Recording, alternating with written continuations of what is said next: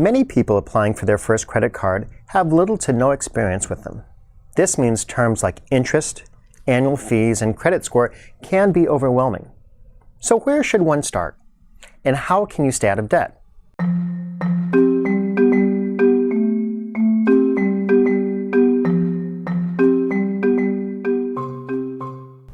Hello everyone, and welcome to Straightforward Finance.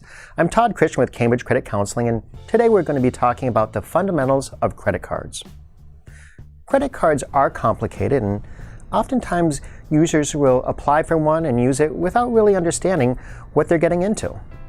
Now, don't get me wrong, credit cards can be a great tool if you're in a tight spot, or if you need to build up your credit score. For instance, let's say your refrigerator breaks down and payday isn't for another week. This is a good opportunity to use your credit card to help you out and build some credit in the meantime. But let's start at square one.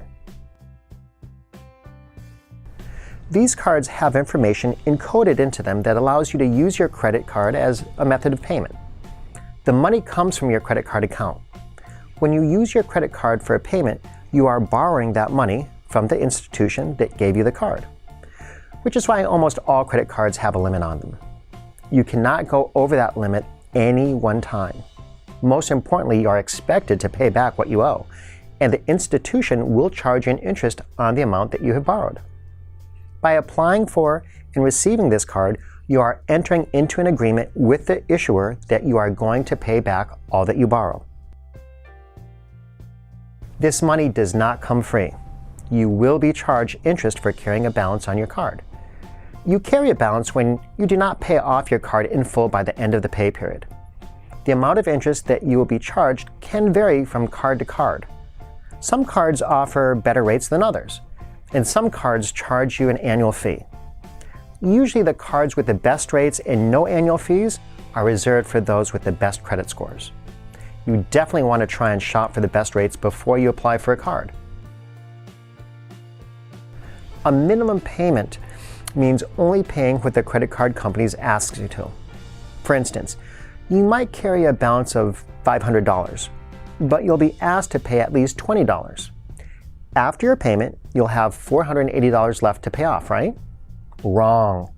The interest rates will raise your balance, and those interest rates will affect your balance each month, not just once. And this is called compounding interest. And what that means is it builds on the debt and then becomes part of that debt each month. If you're only making the minimum monthly payment, you'll carry a balance from month to month, and the added interest will make it and take a lot longer to pay off your original balance. To avoid this, you can pay off your purchases right after you make them. You don't have to wait for a bill that you receive in the mail. You can simply pay right from an app on your phone. Your credit score reflects how well you're able to borrow. By not going near your maximum credit limit, using your card responsibly, making at least the minimum payments on time, and keeping your account open for several years, you should see your credit score significantly increase. Now, if you're concerned about building credit, you can download a credit monitoring app like Credit Karma.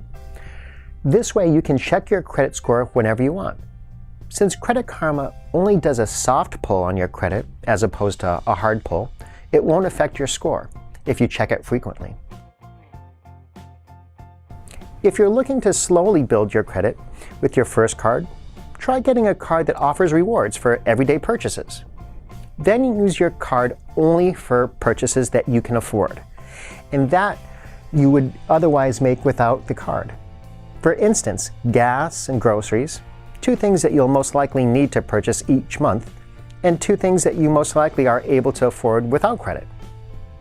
Debt is hard to get out of. Sometimes purchases that only take moments to make can take years to pay off.